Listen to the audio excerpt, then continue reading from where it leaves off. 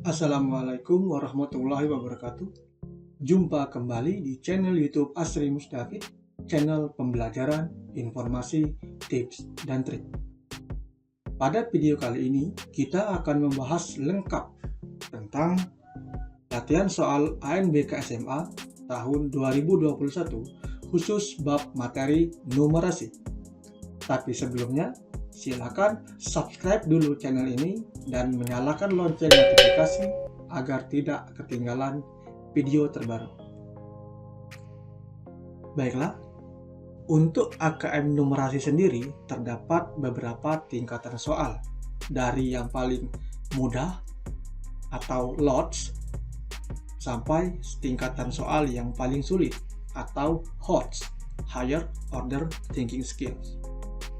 Yang pertama adalah pemahaman konsep. Di sini, peserta ANBK memahami teks numerasi yang diberikan dan menemukan jawaban.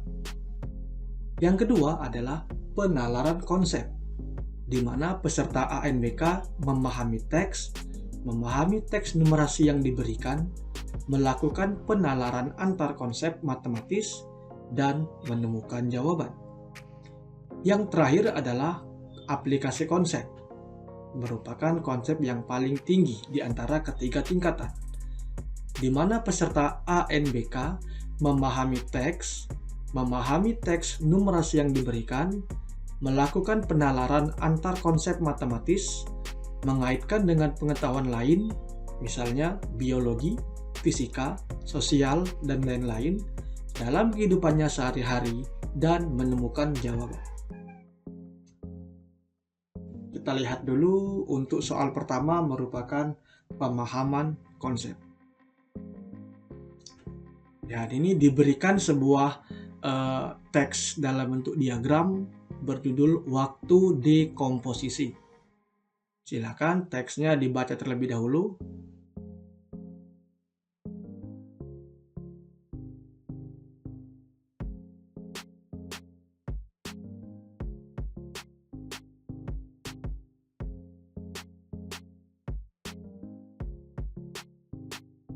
Soalnya adalah sampah anorganik lebih lama terurai dibandingkan dengan sampah organik. Waktu dekomposisi popok sekali pakai lebih lama dari plastik, namun kurang dari kulit sintetis. Berapa waktu dekomposisi yang mungkin dari popok sekali pakai? A. 100 tahun, B. 250 tahun, C. 375 tahun, D. 475 tahun, atau E. 575 tahun. Kita lihat kembali, kita perhatikan data pada diagram batang di atas. Di sini diketahui bahwa waktu dekomposisi sampah plastik adalah 400 tahun.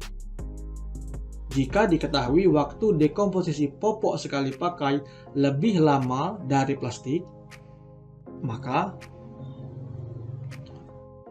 waktu dekomposisi popok akan lebih dari 400 tahun. Artinya 400 tahun di sini ada 400, popok akan berada di 500 atau 600. Kemudian, waktu dekomposisi sampah kulit sintetis adalah 500 tahun. Jika diketahui waktu dekomposisi popok sekali pakai kurang dari kulit sintetis, maka waktu dekomposisi popok akan kurang dari 500 tahun. Bisa dilihat di sini. Nah, untuk kulit sintetis 500 tahun, artinya popok sekali pakai kurang dari 500. Artinya, waktu dekomposisi popok berkisar antara 400 sampai 500. Perhatikan jawaban pilihan di atas. Nilai yang berkisar antara 400 dan 500 adalah pilihan D, yaitu 475 tahun. Jadi, jawaban yang tepat adalah D.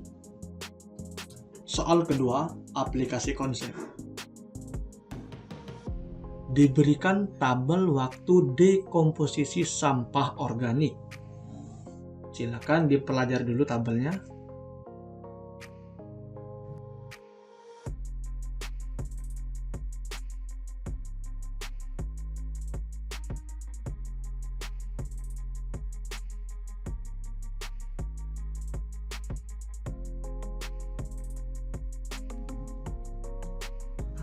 Seorang siswa membaca tabel dan diagram di atas.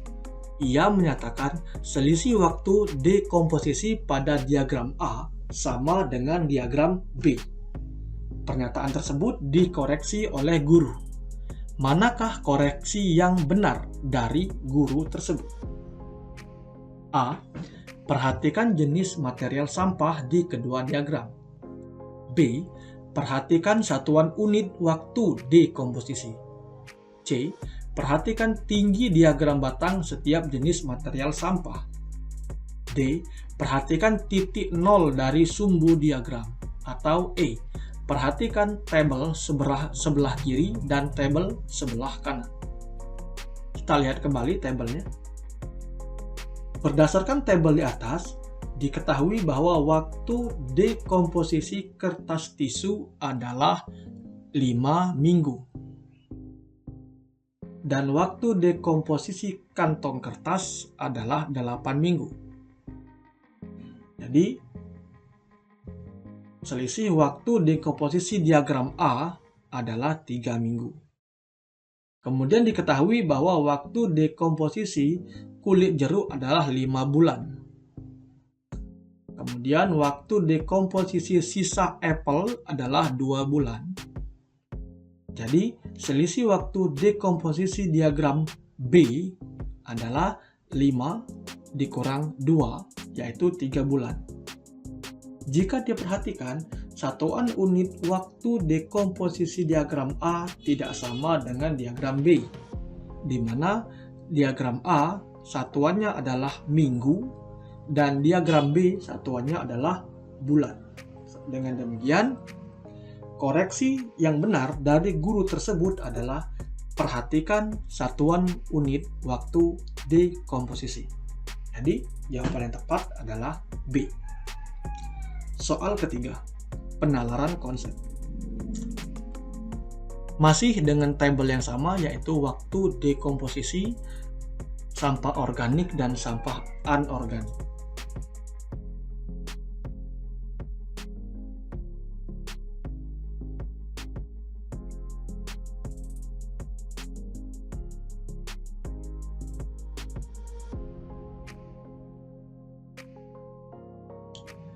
Pilih setuju atau tidak setuju dan ketik penjelasanmu. Seorang siswa ingin menggabungkan data waktu dekomposisi sampah organik dan anorganik menjadi sebuah diagram batang. Guru tidak menyarankan hal tersebut. Setujukah kamu dengan saran guru? Jelaskan. Jadi untuk soal ini merupakan soal esai, di mana yang terpenting adalah penjelasan yang dituliskan. Jadi apapun jawaban yang dipilih harus disertai dengan penjelasan yang logis. Sini contohnya jawabannya adalah ya. Saya setuju dengan saran ibu guru agar tidak menggabungkan waktu dekomposisi sampah organik dan anorganik menjadi sebuah diagram batang karena satuan waktunya berbeda. Walaupun satuan dibuat sama, akan terlihat ketimpangan pada diagram batangnya, sehingga data tidak dapat disajikan dengan baik. Jika diperhatikan, rata-rata waktu dekomposisi sampah anorganik adalah ratusan tahun, sehingga apabila ingin dijadikan bulan dalam minggu, maka akan sangat besar angkanya. Jadi, data waktu dekomposisi sampah organik tidak digabungkan dengan data waktu dekomposisi sampah anorganik dalam sebuah diagram batang. Soal nomor 4 adalah pemahaman konsep. Ya, diberikan sebuah teks dengan judul pedagang beras dan terdapat diagram batang yang melengkapi teks tersebut. Silakan diperhatikan terlebih dahulu.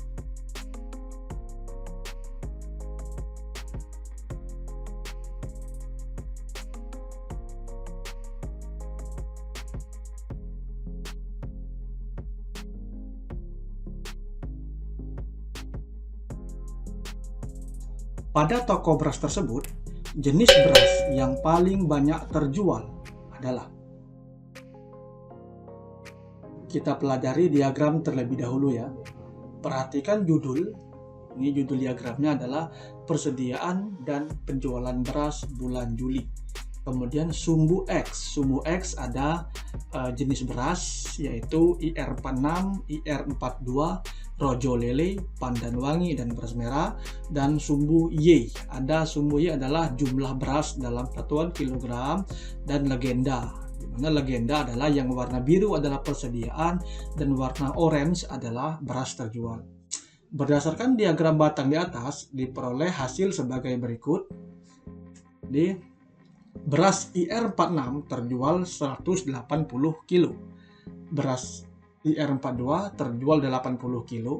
Beras Rojo Lele terjual 650 kg. Pandan Wangi 380 kg dan beras merah 70 kg. Dengan demikian, jenis beras yang paling banyak terjual adalah beras Rojo Lele sebanyak 650 kg.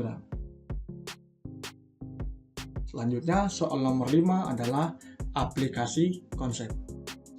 Masih dengan teks yang sama tentang persediaan dan penjualan beras pada bulan Juli. Silakan dipelajari terlebih dahulu.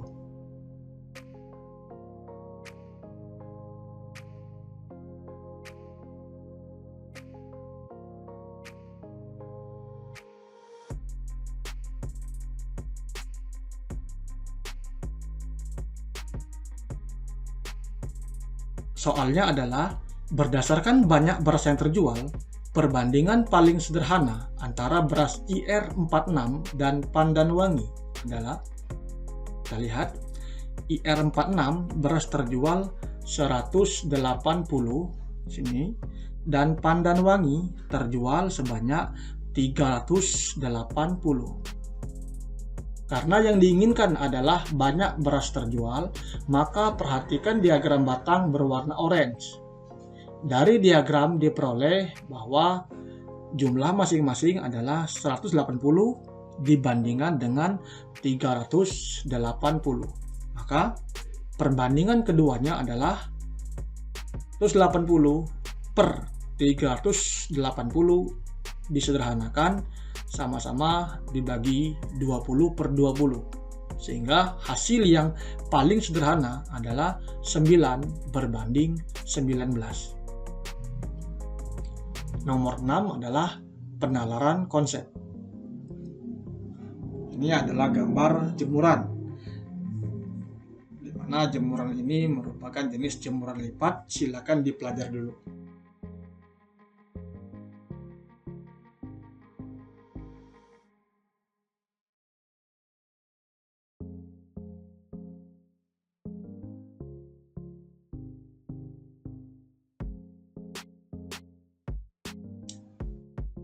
Tentukan benar atau salah pada setiap pernyataan berikut. Ada 3 pernyataan. Yang pertama adalah panjang AB sama dengan panjang CD, panjang PQ sama dengan panjang SR, dan yang ketiga jarak QS sama dengan jarak BC. Jadi untuk soal nomor 6 ini merupakan bentuk pertanyaan soal benar salah. Kita lihat kembali gambar jemuran ini ya. Nah, jemuran ini merupakan contoh nyata dari penerapan konsep geometris garis dan sudut, di mana panjang AB, yang tanyakan ini A, ini B, kemudian panjang CD, C, dan D. Perhatikan segi 4 A, B, C, D. Sisi AB sejajar dengan sisi CD, sehingga memiliki panjang yang sama. Kemudian sisi PQ, P dan Q, dan SR, S dan R. PQRS merupakan sebuah belah ketupat. Dengan demikian, PQ sama dengan panjangnya dengan RS. Selanjutnya, kita perhatikan jarak QS dan BC. QS ini Q, ini S. Nah, QS ini dengan BC. Nah, dari gambar bisa terlihat bahwa QS itu sama dengan BT. Sedangkan BC itu tidak sama dengan panjang QS. Sehingga jawaban untuk soal nomor 6 adalah benar, benar, salah. Jadi benar-benar salah jawabannya dari 3 ini. Tapi jangan digabung ya. Kalau kita gabungkan maka seolah-olah jawabannya benar-benar salah. Padahal jawabannya adalah benar, benar, dan salah. Untuk soal nomor 7 adalah soal penalaran Hodge. Nah, ini soal yang Hodge tadi ya, tipe soal yang paling sulit. Bisa kita lihat. Untuk mencapai puncak gunung, terdapat 2 jalur yang bisa ditempuh, yaitu jalur Candi Teko dan jalur Tugu Macan, dengan jarak tempuh yang sama. Diketahui puncak Gunung Carinki berada di ketinggian 3.600 meter atau 3,6 km di atas permukaan tanah. Jarak antara base camp Candi Teko dan base camp Tugu Macan adalah 9,6 km atau 9.600 meter. Nah, ini gambarnya. Perhatikan, di sebelah kiri ada base camp Candi Teko, di sebelah kanan ada base camp Tugu Macan, puncak. Nah, camp Malikati itu ada di antara puncak dan base camp Tugu Macan. Pertanyaannya adalah, jika jarak dari camp Malikati ke puncak gunung adalah 1.500 meter, maka camp Malikati berada di ketinggian berapa meter? A. 1.500, B. 2.000, C. 2.400, D. 2.700, atau E. 3.000. Untuk menjawab soal seperti ini, maka gambar diagram gunung tadi kita ubah terlebih dahulu seperti ini agar paham. Jadi ini ada segitiga, maka sudah dapat diduga bahwa soal ini menggunakan rumus Pythagoras dan kesebangunan segitiga. Jadi karena jarak tempuh jalur Candi Teko dan jalur Tugu Macan sama, maka segitiga ABC atau di sini segitiga CBA atau ACB adalah segitiga sama kaki, sehingga diperoleh AO ini AO tinggi tegak lurus dengan BC, siku-siku di sini.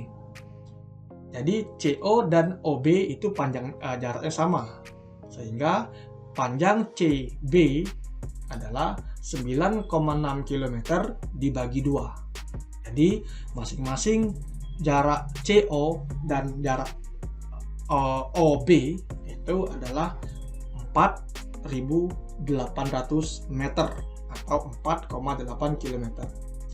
Kemudian diketahui bahwa puncak Gunung Carinki berada di ketinggian 3.600, maka TP ini tinggi puncak TP ya adalah 3.600 meter. Nah, ini ketahui 3.600 meter.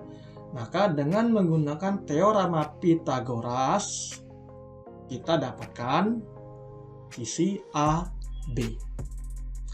Teorema Pythagoras digunakan untuk mencari sudut miring dari segitiga yang memiliki salah satunya sisi siku-siku. Untuk mencari AB, kita gunakan rumus akar kuadrat dari tinggi kuadrat ditambah dasar kuadrat. Tingginya 3.600, kita bentukkan kuadrat, dan panjangnya adalah dasarnya 4.800, kita berikan kuadrat, sehingga akar dari hasil tersebut didapatkan adalah panjang AB adalah 6.000 meter AB adalah 6.000 meter. Nah, diketahui bahwa jarak dari Camp Malikati ke puncak adalah 1.500 meter. Jadi dari titik puncak A ke Camp Malikati itu 1.500 meter. Nah, tadi kita ketahui AB adalah 6.000. Jadi untuk PB 6.000 dikurang 1.500 adalah 4.500 meter. Jadi jarak dari puncak Malikati ke camp adalah 4.500 meter. Nah, lalu dengan menggunakan teori kesebangunan kita dapatkan TM, TM tinggi Malikati berbanding TP itu sama dengan BP berbanding AB.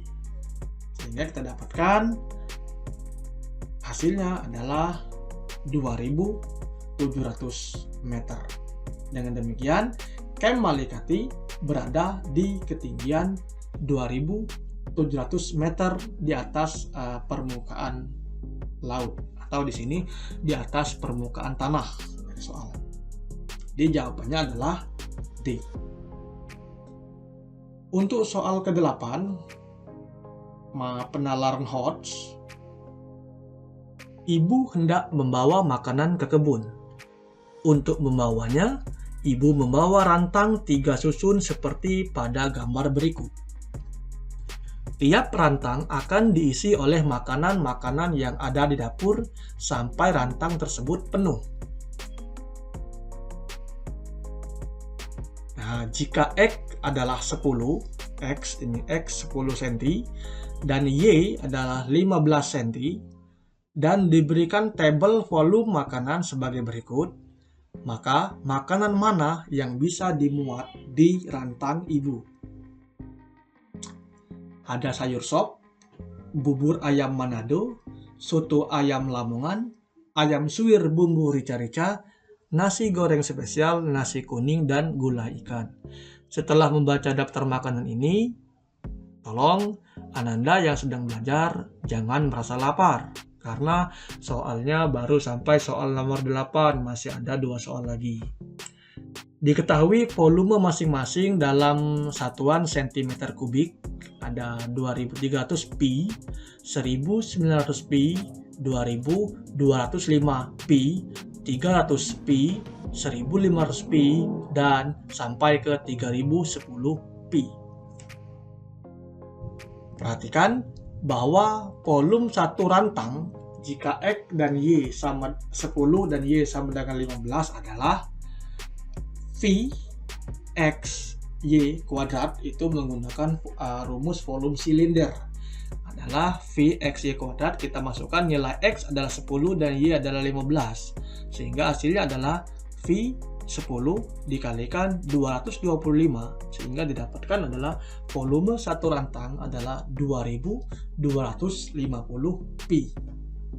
Oleh karena itu, makanan yang muat dengan rantang dan bisa dibawa adalah makanan dengan volume kurang dari atau sama dengan 2.250 pi cm kubik. Sehingga makanan yang bisa dimuat di satu rantang milik ibu adalah sayur sop tidak muat, bubur ayam muat, soto ayam muat, ayam suwir-suwir muat, nasi goreng muat, nasi kuning tidak muat karena melebihi 2.250, dan gulai ikan tidak muat karena melebihi 2.250. Untuk soal nomor 9, aplikasi konsep. Nah, seperti tadi disampaikan bahwa aplikasi ini mengaitkan dalam kehidupan sehari-hari. Akan dilakukan pemasangan ubin lantai berukuran 50 cm dikali 50 cm untuk ruangan berukuran 3 dikali 4 meter. Jika dalam satu dus ubin berisi 10 keping ubin, berapa dus yang ubin harus dibeli? Berapa dus ubin harus dibeli untuk pemasangan ubin di lantai? A 4 dus, B 5 dus, C 6 dus, D 7 dus, atau E 8 dus. Untuk menjawab soal seperti ini, langkah pertama adalah kita hitung terlebih dahulu luas lantai. Itu luas lantai adalah panjang dikali lebar didapatkan 12 meter persegi. Lalu hitunglah luas ubin. Luas ubin menggunakan rumus persegi. Kita gunakan rumus persegi, kita ubah dulu ke satuan meter. Jadi 0,5 meter persegi, sehingga didapatkan luas ubin adalah 0,25 meter persegi. Kemudian bagikan luas lantai dengan luas ubin. 12 meter persegi dibagi 0,25 meter persegi, didapatkan ubin sebanyak 48 unit. Karena 48 unit ini akan dibagikan ke dalam dus, maka satu dus berisi 10 keping, ke 48 dibagi 10 didapatkan 4,8 dus, atau dibulatkan menjadi 5 dus ubin. Karena tidak mungkin membeli dus sebanyak 4 dus dan satu dusnya 0,8 dus, tidak mungkin. Jadi dibulatkan ke atas menjadi 5 dus. Atau bisa juga menggunakan rumus berikut ini. 3 dikali 4 dibagi 0,5 kuadrat dibagi 10, sehingga hasilnya sama, yaitu 4,8. Jadi jawabannya adalah B, yaitu 5 dus. Soal terakhir, soal 10 tentang pemahaman konsep. Diketahui dari data penelitian, satu orang siswa SMA dapat meminum 300 cc air minum dalam waktu 1 menit. Berdasarkan data penelitian tersebut, berapa waktu yang dibutuhkan oleh 5 orang siswa SMA untuk meminum 1500 cc air minum sampai habis? Jadi yang ditanyakan adalah waktu. Pilihannya adalah A 0,25 menit, B 0,5 menit, C 1 menit, D 3 menit, E 5 menit. Ini sebenarnya soal yang cukup menjebak ya, apabila tidak diperhatikan dengan benar. Sebelumnya kita harus memahami dulu bahwa satu orang siswa itu menghabiskan 300 cc dalam 1 menit. Yang ditanyakan 5 siswa menghabiskan 1500 cc dalam berapa menit. Maka cara kerjanya adalah kita tentukan dulu berapa cc rata-rata yang mampu dihabiskan oleh siswa, yaitu 300 cc dibagi 1 siswa didapatkan 300 cc per siswa. Lalu dimasukkan ke dalam pertanyaan menjadi 1500 cc dibagikan 5 siswa, sehingga didapatkan 300 cc per siswa. Karena kecepatannya sama-sama, yaitu 300 cc per siswa, maka waktu yang dibutuhkan juga sama, yaitu dalam hitungan waktu 1 menit. Sehingga jawabannya adalah C, 1 menit. Baiklah, itulah tadi sekilas latihan soal ANBK SMA tahun 2021 untuk materi numerasi. Pada video berikutnya, kita akan membahas latihan soal ANBK SMA materi numerasi dan literasi secara lengkap. Oleh karena itu, silakan subscribe dulu channel ini dan menyalakan lonceng notifikasi agar tidak ketinggalan video terbaru. Terima kasih. Wassalamualaikum warahmatullahi wabarakatuh.